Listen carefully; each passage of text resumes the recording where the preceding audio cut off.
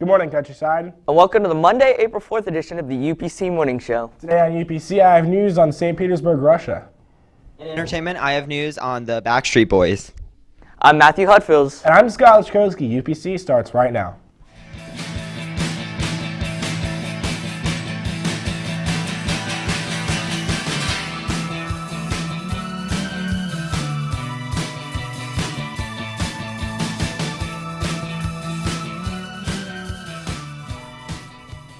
Ten people have been killed in a blast on the metro in the Russian city of St. Petersburg. The explosion took place in a subway car at the Senaya Ploshad station. At least 10 people have been killed and at least 50 injured. That's according to Russian media. President Vladimir Putin, who was in the city at the time of the blast, has expressed his condolences to the victims. All metro stations across the city remain closed. In school news, prom is April 21st at the Safety Harbor Spa and Resort from 7 to 11 p.m.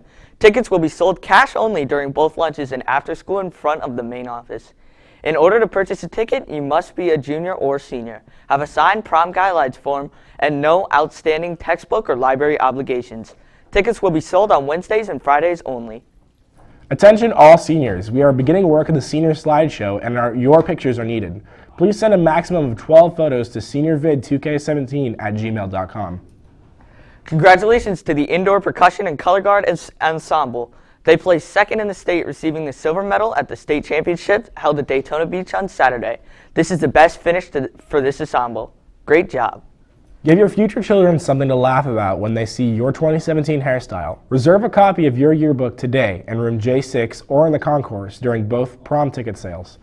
Yearbooks are being sold for $60 with a limited amount of overrun copies remaining.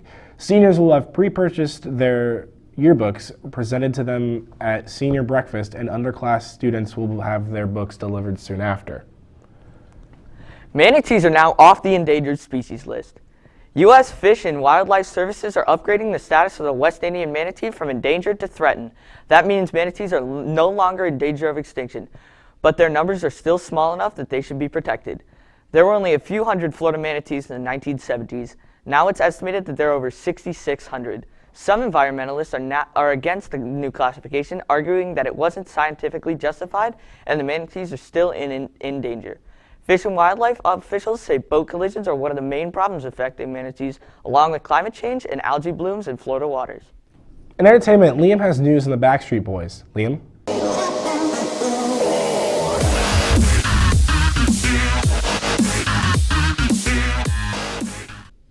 Thanks, Scott. Las Vegas went a little bit country Sunday night for the 52nd Academy of Country Music Awards, but everybody is talking about this moment. The Backstreet Boys and Florida Georgia Line rocking it out on stage. They performed a medley of their songs, God, Your Mama and Me, and Backstreet's Everybody.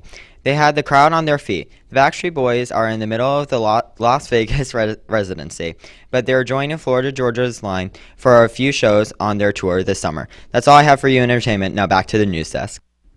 Thanks, Liam. People in Flint, Michigan are learning that they are one step closer to getting clean water for their community. It's all thanks to a settlement backed by a federal judge. A first step to resolving Flint's water emergency. 18,000 lead pipes are coming out of the ground. Water activist Melissa Mays is one of the plaintiffs involved in the lawsuit against the state and city, along with an ACLU and the National Resource Defense Council.